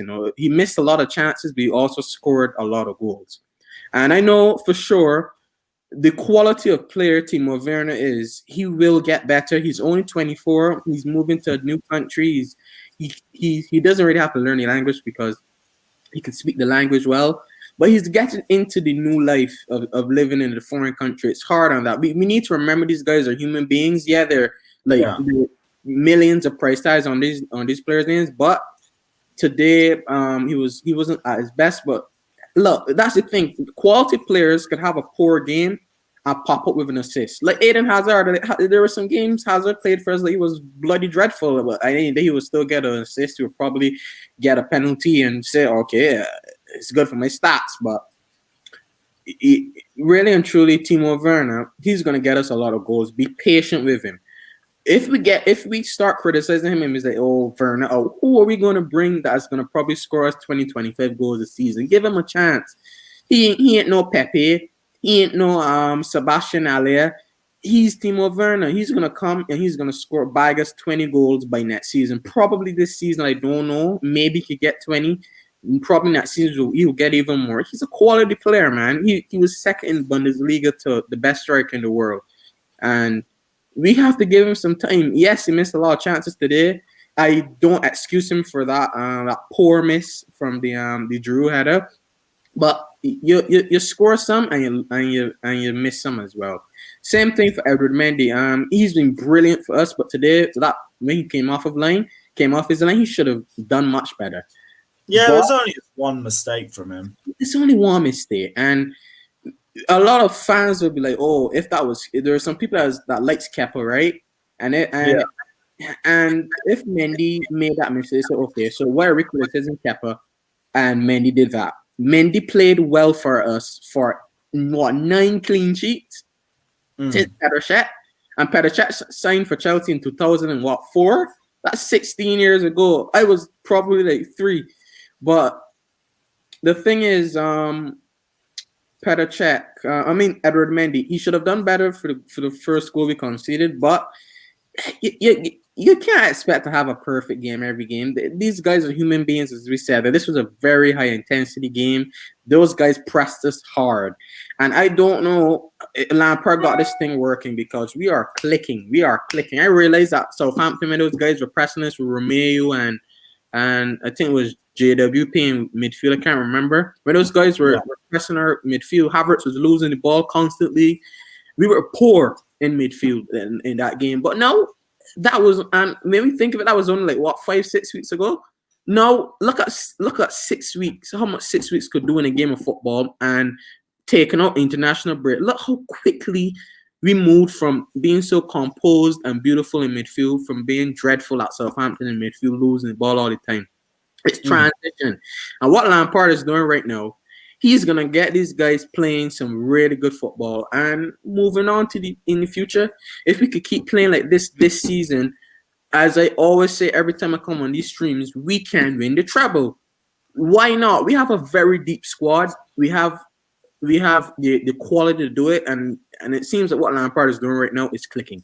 Now we have to focus on this Christmas period. We have Everton next week, and then we have, I can't remember who else we have after that, but this Krasnodar game is really important for our season to me. This is an important game because we have to rest a lot of our players. We got to rest a lot of our players. We got to play probably a C-side. Give Gilmore a run. Give maybe as much as I hate saying this, probably give Kepa a minute and goal. Mendy's been playing a lot of minutes. Why not Krasnodar? Play Aspi, play Emerson, even bloody Alonso. Who cares? All we need to do is that everyone that played today, I don't want to see none of those players playing against Krasnodar. Probably that's not possible, but I want to see majority of our big players rested, because we're going to need them if we really are serious about this. And tomorrow, as much as it pains me to say this, and I hate this football club so much, we got to pray Arsenal beat Spurs tomorrow, because I don't really want Spurs on top of us again. And we know Mourinho in his second season. You know what Mourinho does in his second season to make it even worse at Spurs? We hate Spurs. So put Look, I just want Arsenal going in there and pray for a Aubameyang hat trick or something, and see what we could do. And I gotta pray for Wolves to go there and say, you know what, this is for Jimenez. Let's go there and get a point at least. And that could do us good as well, because I really want to stay on top. We got to stay on top going into this Christmas period. And right now we're playing excellent football. Leeds pressed us today so hard. And another stat, we were the only Premier League team to outsprint these guys by 6 kilometers. I don't know if you knew about that. Yeah, but, I dropped one earlier. I no, think Sarri like, said it on the comments. These guys played Liverpool opening week. These guys played Manchester City. All these teams are better than us. Yeah, they're better than us. We all know that. But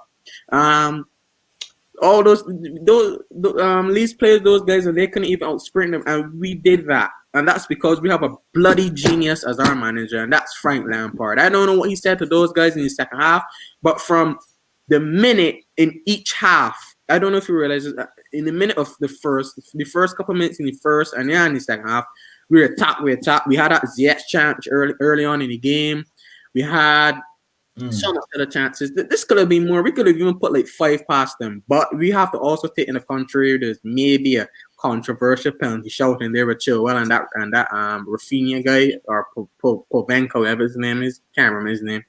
And then they also had a couple chances when they hit the side netting and stuff. And on a better day, they could have scored them. But today, we were the better team. And in the second half, we completely dominated. And bro, their defense is dreadful. Like their defense is shocking to watch. It's absolutely shocking. And as much as people say Leeds and that's champagne football, like they're playing this and that, I don't really like. They're like a like Aubameyang's goal Lamborghini moving forward, and like Kante's and Mini Cooper when they're defending. It's dreadful, bro.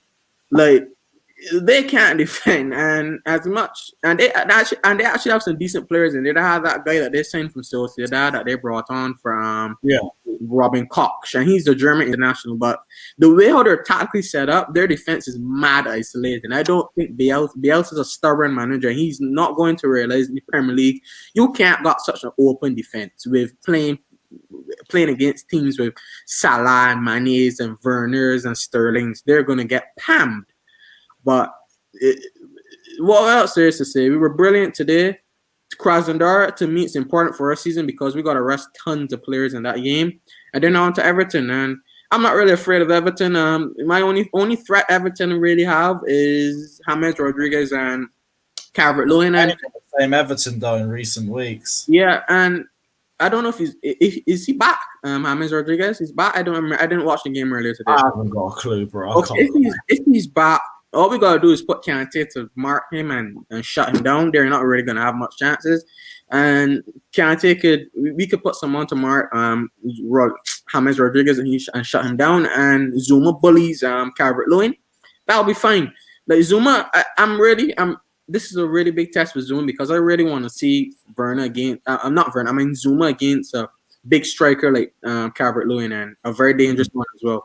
And he's really good in the air, and his aerial duels, his aerial percentage this season is really high. Yeah, and I want to see him against Calvert-Lewin because that guy, I think he has the highest jump in the Premier League or something like that. He could jump really high, and if Zuma could match him and keep him quiet, we got to give Zuma some big credit and say that his game is massively improved because I think so. But there's still a bit of things he could work on because he could have done better in the first goal today with Leeds because it was a miscommunication with Mendy. I understand that, but you're a center back. You should be doing better. He gave up like for a couple seconds and then he realized, okay, I got to get back in this and that. I don't know. But he allowed Bamford to score. You got to be better than that. You got to be roughing up those guys, brucking them up. And then next week, now I want to see him. It's going to be a physical battle with DCL and Zoom. And I want to see that really bad, how he could come up against these strikers that are really good in the air. But other than that, brilliant performance today. We were good in midfield. We kept the ball in the first half. Second half, we were just focusing more on killing off this game and ending the game. And then statistically, it says that Leeds control the game in terms of possession, but we had much more shots. And for us to come and have much more shots than Leeds that had like 20 something against I think Everton last week. That's a really good improvement. And look, we are dealing with all these teams that people are hyping up, like the Liverpools and the Leeds and all these teams. And to me, I'm not really seeing that much in this league side besides their champagne attack. Like as I said, they're like Aubameyang's Lamborghini moving forward, and like Kante's Mini Cooper defending. They're dreadful defending, and people are just gonna be like, oh, Leeds are such a brilliant team to watch. Bielsa needs to realize that you can't play like that in the Premier League, and he's gonna have a really big reality check when he comes against like a really difficult opposition that's gonna really like put 5 or 6 past them for him to really realize. But that's besides the point. Today we were brilliant. Let's move on to Krasnodar. As I said, rest some players to Everton. Yeah, cool. Bro, I've got to rush off because we've got 3 more guests and I really need to finish the stream off soon. So, bro, thanks for jumping on. I'll chat to you next game. Right, we're going to be really strict on these next 3 because I've been streaming for the last 6 hours and I'm running out of patience. We're going to do 5 minutes fan cams max. We're going to get the next one on. Shaz, I know you've been waiting for a while. I'm sorry about the long wait. No, don't worry about it, Lewis. Bro, what were your thoughts on the game? Awesome. The game was great. I think it's just what we needed to keep the momentum going, to keep charging through. Getting those wins on the board and keeping as many points as we can. I think it's an embarrassment of riches. We just have so many choices now with the squad. But it was good. I mean, I think one player who his name doesn't come up enough, Kovacic, absolute monster, cleaning up everything in midfield the moment he came on. I think his coming on for Havertz was really symbolic of Havertz not really adapting well to this game in the sense that, look, he's 21, he's from the Bundesliga, still adapting to this game. And we knew it was always going to be a very gritty affair with Leeds, just in terms of the physicality, in terms of how they had these kind of microaggressions with us. I mean, Ailings and I think it was Phillips just tossing around Mason and all this stuff. Loved seeing Reece slam Bamford down, absolute highlight. But yeah, no, great game. I think we have a pretty tricky patch coming up in early January with Arsenal, City, Everton. I think Everton and the Wolves away, or Everton away, I know for sure. So 2 days afterwards, which is jarring. I know, yeah. It's so I think this kind of weird, awkward moment in the season is where we just need to make or break it for I don't know, even as optimistic as I am, being a Chelsea fan for 16 years, never had lost faith in the boys, but I don't know if we're going to win the league just yet. I think we're just having an amazing spell. We laugh at Arsenal. You're not fully convinced yet. No, I mean, we laugh at Arsenal, we laugh at Tottenham, and they've finished Christmas first before in seasons past. So I am convinced that we can do it 100%. But it's funny because my initial forecast for this season was Cup double, so League Cup, FA Cup, and then calling it a day. But now we're storming through our Champions League group. We're killing it in the Premiership. So let's see. It's also a matter of just other teams doing badly. So like other guests have said, if Arsenal can come through with the win tomorrow, that would be fantastic. But yeah. Looking at the next few games, so good thing we have going into the Christmas period is that Krasnodar game doesn't mean anything. It means we can rest the entire first team squad. Right. What would your starting 11 be then going into the Krasnodar game? Because I've been speaking to it for a few people. I just want to gauge who you'd want to rest. Yeah, I cover what a few guys have said before. I know I don't want to take too much of your time, Luke. I know it's like my family lives in London. It's cool because you've been waiting for a while. No, because I said goodnight to my parents like 3 hours ago, and they're in London, so I can't imagine. No, I would quickly say, okay, I'll get some key starts going. Callum Hudson-Odoi, I think, has proved his worth. Definitely, from the Sevilla game, I think he should come on.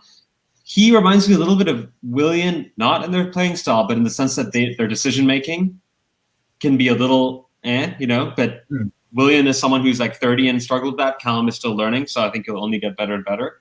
I mean, Giroud, I don't know if maybe we play him for the first half. Krasnodar, just let him get a goal, let him get a run out, and then bring him off. Because now I love that. Yeah, because I feel like he's going to get more and more important for the Premiership now. So we don't know, if he just breeds experience. He breeds that kind of veteranship that is, for better or worse, lacking in the squad. So and then other key starts. I mean, I think I love Fikayo Tomori so much. I mean, people forget beginning of last season, that guy was a monster in defense. Like against all just when everyone was like, oh, Chelsea will finish 10th and no signing, Hazard gone. Like Tamari, Tammy Abraham, those guys really came up for us. So I don't know. I feel bad for Tamari. Should he have taken a loan? Maybe. I don't know. I think he should. Yeah. I mean, that's. I mean, no, for sure. I mean, again, very young guy. I mean, he'll become England's starting centre back, I think, with Tyrone Mings eventually. You know, he just has it in him. But gotta say, my number one boy right now, Reece James. He is like Maicon from Inter Milan reincarnated. Like so strong.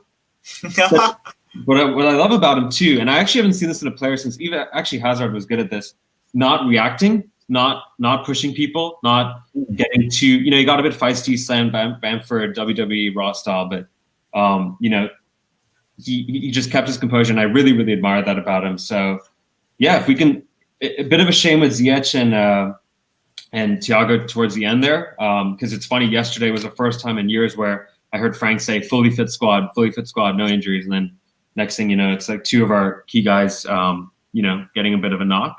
But neither look too serious. So yeah, you know, bring on Krasnodar. I want Timo to get a hat trick. I think he needs to get it out of him. He needs to just get out there and, you know, score the goals that he's unfortunately missing right now. And yeah, just give the youngsters a good run at it. I think Billy will definitely get a few minutes towards the end, even if it's just 10 at the end.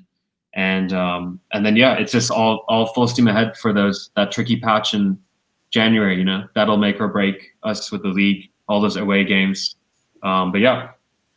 All right, well, bro, thanks for jumping on. Again, I'm sorry it took so No, long. don't be sorry, Liz. Nice having you. It gets bigger the more games we win, more people want to jump on. For sure. And you got to appreciate the positive energies in it. But we'll find a way to get through these a lot quicker in future ones. No, don't worry about it. And it's funny, you're probably getting a lot more American fans now because it's like only 8 p.m. here. So yeah, I mean, half the reason why I wanted to do phone-ins was because we could get more fans coming round. Because you do fan cams, it's easy, but it's just match-going fans. You don't get like all Chelsea fans. With this one, you get fans all across the world that want to chat to us. So again, happy to have you on. Hope to see you on after the Krasnodar game as well. It's a bit of a dead game, so we shouldn't have as many guests. Last question, Lewis. What's your prediction for North London Derby tomorrow? I hate them, but we need Arsenal to win. And if it keeps Arteta in the job for another month, I can bite the bullet on this one. So we'll go 1-0 Arsenal. Actually, that seems very realistic seeing the way they play. But 1-0 Arsenal. Yeah, just like the old chant. I think 2-2, but you know, draw is also fine. But thanks, Lewis. Appreciate it, man. Hope you can get to sleep. Anytime, bro. Thanks for jumping on. I'll be straight second to last guest. Yes, bro. What are you saying? Yeah, I got back in time, but yeah. Well, it was a great game, Mike. Going forward, we were again brilliant. We should have scored at least. I feel we should have scored at least 5 or 6 because maybe that's the amount of chances we had. The Werner's chances, chances in the first minute. And overall, going forward, we're like a great team. And defense, we did have a bit of a slight hiccups here and there because in the second half, I think it was Rafinha who had a chance in the corner or something like that. And Mendy, it's his first mistake, but all along he's been flawless. So I'll give him that one. But yeah, overall a great game, and looking forward to Krasnodar to see plenty of youngsters playing, and hopefully like Callum Hudson-Odoi, like Billy Gilmore, and I hope like all of them get playing minutes, and probably Hudson-Odoi will score as well. So yeah, it's good. It's looking good now. We're top of the league. We're scoring goals for fun. We have 25 goals now. So we're like top scorers, like we're scoring for fun, and even without Werner scoring, and putting Giroud, he's scoring. And funny enough, Giroud was about to leave or something, and leave last January, but we kept him, and he's such an important player for us. People don't realize because when we don't expect Giroud to score, he just pops up and scores. If you notice, I'm not sure if you noticed that, but that's how it is. If you don't expect him to score, he will step up and score. So yeah. Happy to see Giroud on the score sheet again. Yeah, it was great to see Giroud on the score sheet. And then think in about 150 minutes of football, he scored 5 goals. Yeah. Do you see him start the Krasnodar game and potentially get a stat pad performance, or do you see Tammy Abraham starting? Maybe as a sub, or maybe the first half or something like that. Maybe. But I want to see Hudson-Odoi play the full 90 minutes. I would probably want to see Christian Pulisic play as well because he's just coming back from he's just starting to play again. So you want him to, and he also scored today as well. That was a brilliant goal, the last one. Like Kovacic, Werner, Pulisic, bang, the last one, the counter. And yeah, that's what we know of Pulisic. And he had a great game today as well. And he's coming into this team and he's playing well. And I think maybe not 90 minutes, but I think he'll probably play 60 or 70 minutes. That should do good for him, because I think he will start the Everton game, because that's how I feel. And probably I want to see Tomori start, man. I love Tomori because the way Tomori played last season, before he got injured, I mean, he was fantastic. And I actually thought the defensive combo, the center back combo, would be Tomori and Silva. That's before Zuma came and started doing bits and whatnot. I think Zuma's a top scorer this season. I'm not gonna lie, because he scored so much. I think Werner's one goal ahead of him, but he's second highest right now. Yeah, okay. Yeah, he scored a lot of goals, and yeah, it's good to see Zuma playing well, because we know him. He is through the academy system, and we know how he got the injury and he had to like go to Everton and come back. It's never easy, but he's done that. And obviously Reece James doing what Hazard did to Coquelin. We know that thing. Mm-hmm. And and our midfield looks great. And Kante, man, back in his position, back when the saying used to be there, 70% of the world is covered by N'Golo Kante, 30% by water. And it's the same thing here. He literally runs the whole 90 minutes. I don't know how he gets that entry from, seriously. And good on CH. Hopefully he's not that injured. Hopefully he'll play soon, because we need him for games like West Ham, Arsenal, and Man City and whatnot. But yeah, looking forward to that. Krasnodar, I think we'll play a lot of long shots, but I still think we'll win. And given that fans will be back, they'll give an extra push to.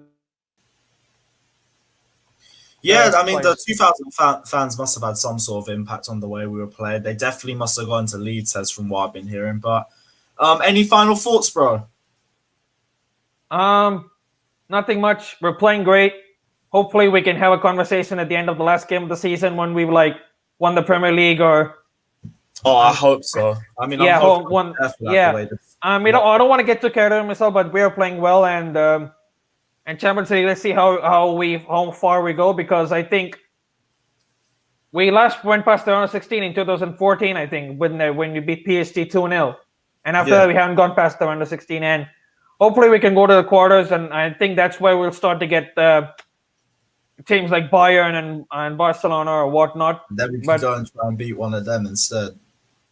Yeah, but who knows? But we may still get a tough team in the round of 16. Who knows? Because you got the likes of Leipzig or you got maybe Leipzig or you got Atletico Madrid. You don't know who you're gonna get. But take one game at a time. We all know the Christmas period. The Christmas period normally is like all games packed together. But now that the season has started like this, it's even more packed. We saw with Everton game, and then Wolves game 2 days after, and then we play West Ham. I think it's West Ham, I guess, before we play Arsenal.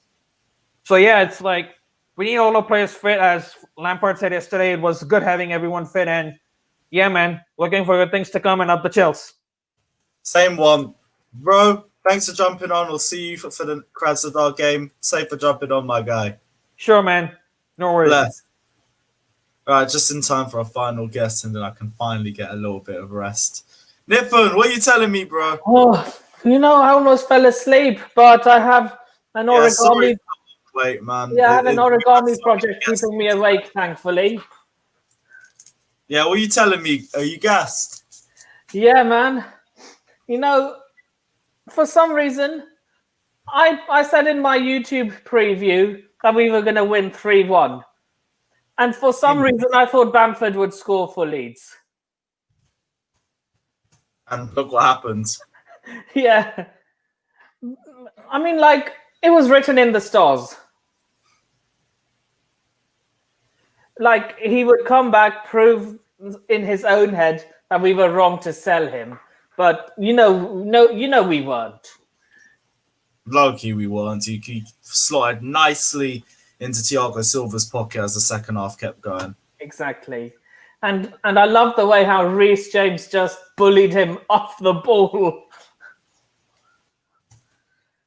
I mean, yeah, he's been doing that all season though.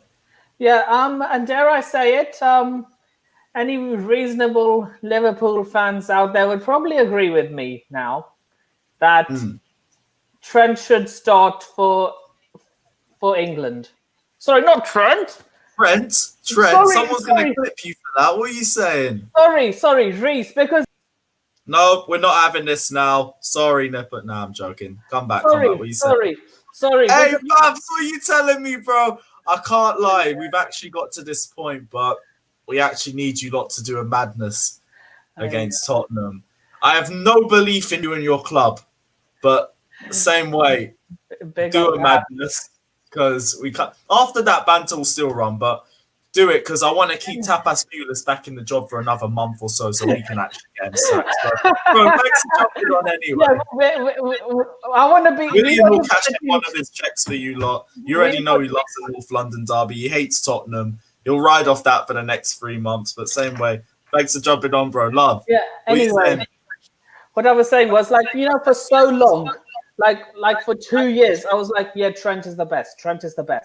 But now I've finally been turned off to seeing Reece's performance for the past year. No, Reece is the much superior right back we need. So yeah, that was a bit of a slip off the tongue from me because it's been going through my head for so long. I mean, we've been saying it, but just the hype. But now it's not even hype. He's clear of Wan-Bissaka. He's clear of Trent. He's clear of anyone that he tried to put. Exactly. I don't know if it was you who said it or one of the other callers, is that Trent is going to have to move to midfield if he wants to keep his England place. Well, you know what? I think I've said he'll play DM. That's the only way he gets into this English side. Yeah. Anyway, about Werner, I don't know why people are giving him so much stick. He missed only one chance, and that was the one. Yeah, let's not talk about that goal line thing. But the other two were his shots being saved. There's nothing he could have done about that. They were saved by the Leeds keeper, not he scoffed them or... You know what I mean, Lewis? Yeah. And N'Golo Kante, one of the best players on the pitch, in my opinion. And he has to be up there with the likes of Joshua Kimmich, prime Sergio Busquets. Not Sergio Busquets now, because, Barcelona are on a free fall. Yeah, Barca have been on a free fall for the last 4 years now at this point. And I'm loving every minute of it. Yeah, I hope we can get them just so we can get a bit more payback for 2009. 2012 wasn't enough. Well, but that Torres goal, that's still living in my mind. Yeah, that Iniesta goal's still living in my mind though as well, and that just keeps making me vexed. But hey, we still won the tie and won the Champions League that year. Yeah, but Barca's entire legacy is built off a fraud result, in my opinion, and I can't get over that. So it's weird. They wouldn't have got to that point where we'd have beaten them in 2012 if it wasn't for that. Yeah, I think it was. I think our win in 2012 was actually built off of, I think it was built off on a revenge mission, basically. I think it was. Yeah, I think it was revenge on our side. Yeah, definitely. They're all just getting angry out of it anyway. But what are your thoughts on the next few games for us coming up? Christmas is coming, and that means a lot of fixtures in too much time. Yeah, if you're listening, Arsenal fans, I want to, since I can't stand you guys. Yeah, tell them. Preferably a draw, but a win just this once would be okay. Just this once. But yeah, sadly, we have to. I want us to be the team that gets Mikel Arteta the sack. Damn right. As in, he only won the FA Cup because we were playing with 10 men and Pulisic was injured. And I said it in the comments. I think Timo Werner is saving his goal for Arsenal. I hope so. The amount of Arsenal fans that have been on his neck recently, I hope and pray. A hat trick for Timo Werner at the Emirates, and do you know how much smoke I'm coming out with after that game? If he scores a hat trick at the Emirates after all the stick, not all of them, a lot of Arsenal fans have given him for being, oh, he hasn't scored, he's a flop, he's going to move to a better club and this. No. If he scores a hat trick, I'm not going to let them hear the end of it. Pretty much. But yeah. So, yeah, the Krasnodar game. We're group winners, so we're not drawing the likes of Bayern Munich, or dare I say it, I don't know if they're going to end up in Europa or not, Real Madrid. I hope so. Yeah, but you'd hope so, but then they'll end up winning the Europa League, because let's be honest. But then again, they could disappoint and get knocked out by some bang average team in Eastern Europe as well. But yeah, that would be pretty hilarious if Real Madrid got knocked into the Europa League. After all these, I always find this so annoying about people who support La Liga, saying, oh, they're much better. No, the Premier League is the best league in the world. And if Real Madrid go down to the Europa League, they can't say that anymore, that La Liga is the best league. If anything, La Liga's been getting slapped around the last few weeks. It's a bit peak for them. It's only Atletico really holding the fort. Yeah. So, yeah, I would like to see a rotated squad for Krasnodar. I still think we can beat them. But I just don't want to see Kepa in goal, because I still think we could. It's all in the air if Kepa is in goal. I don't even mind Kepa starting next game. Fuck it. We ain't doing anything anyway. We need to make him look good for a loan deal. Exactly. But where do you think he could go for a loan?